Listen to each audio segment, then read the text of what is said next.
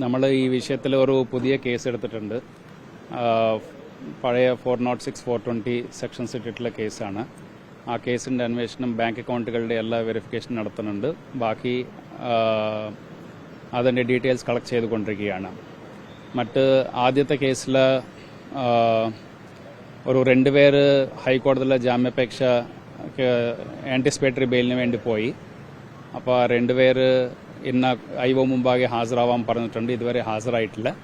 അവർ ഹാജരാവാനുണ്ട്. രണ്ടാമത്തത് 3 പേരെ അറസ്റ്റ് ചെയ്ത് നമ്മൾ കോടതിയിൽ ഹാജരാക്കി.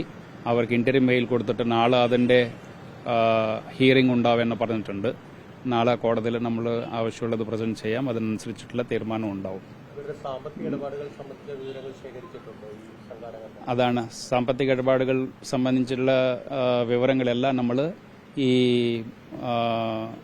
സെക്കൻഡ് കേസ് എടുത്തിട്ടുണ്ട്. ഒരു 406, 420 സെക്ഷൻസിൻ്റെ ഈക്വലൻ്റ് ആയിട്ടുള്ള സെക്ഷൻസ് വെച്ചിട്ട് ആ കേസിലേക്ക് വേണ്ടി നമ്മൾ വെരിഫൈ ചെയ്യുന്നുണ്ട്. ആവശ്യമുള്ള എല്ലാ ഡീറ്റെയിൽസ് കളക്ട് ചെയ്തുകൊണ്ടിരിക്കുകയാണ്.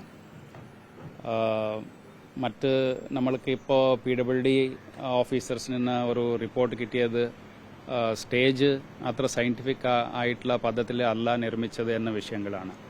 ബാക്കി അന്വേഷണം നമ്മൾ തുടരുന്നുണ്ട്.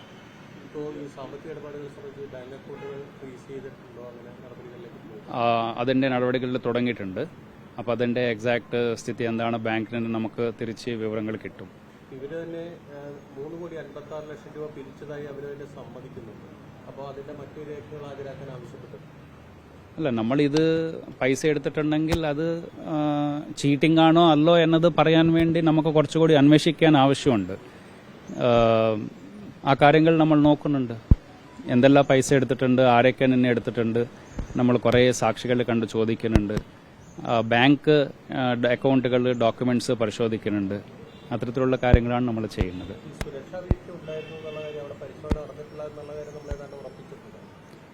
അവിടെ നമുക്ക് ഈ എല്ലാ വകുപ്പുകളിൽ നിന്ന് വെരിഫിക്കേഷൻ നടത്തിയിട്ട് അവരുടേതായിട്ടുള്ള പെർമിഷൻസ് ഇവർ എടുത്തിട്ടുണ്ടോ അല്ലോ എന്ന വിവരങ്ങൾ നമ്മൾ ശേഖരിക്കുകയാണ്. അത് കണ്ടിന്യൂ ചെയ്തുകൊണ്ടിരിക്കുന്നുണ്ട്. അതിനനുസരിച്ചിട്ടുള്ള തീരുമാനങ്ങൾ നമ്മൾ ഇൻവെസ്റ്റിഗേഷനിൽ അതാത് സമയത്താവും. നമ്മുടെ ഈ സുരക്ഷാ പരിശോധന GCDA നടത്തേണ്ടതാണോ എന്ന് കോൺട്രാക്റ്റിൽ പറയുന്നുണ്ട്. അത് നടന്നിട്ടുണ്ടോ? നമ്മളതിനെ പരിശോധിക്കാനുണ്ട്.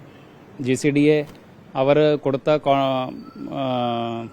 ഒരു ദിവസത്തിൻ്റെ ഇതിനെ ഏൽപ്പിച്ച ഇതിനകത്ത് കുറേ കണ്ടീഷൻസ് ഉണ്ട്. അപ്പോൾ ആ കണ്ടീഷൻസ് എത്രത്തോളം പാലിച്ചു എന്ന വിവരങ്ങളെല്ലാം പല ബന്ധപ്പെട്ട ഡിപ്പാർട്ട്മെൻറ്റുകളിൽ നമ്മൾ എടുത്തുകൊണ്ടുവരുന്നുണ്ട്. അപ്പോൾ അതൊന്നും നമുക്ക് റിവ്യൂ ചെയ്യാനുണ്ട്. ഇപ്പോൾ ശരി,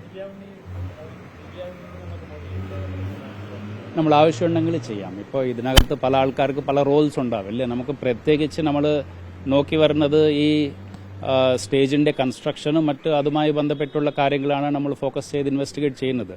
അത് കഴിഞ്ഞിട്ട് ഇതിനകത്ത് അവരുടെ റോൾ എന്തെങ്കിലും ഉണ്ടെങ്കിൽ നമ്മൾ അവരെ വിളിപ്പിച്ച് സംസാരിക്കും. ഷോക്കിംഗ് ആയിട്ടുള്ള വിഷ്വൽസ് പുറത്തുണ്ട്. താങ്കളുടെ മുന്നിലാണ് MLA വീഴുന്നത്. ആ സമയത്ത് അതെ, അൺഫോർച്ചുനേറ്റ് ആണ്. നമുക്ക് ആ സമയത്തൊന്നും ചെയ്യാൻ പറ്റില്ല എന്നത്.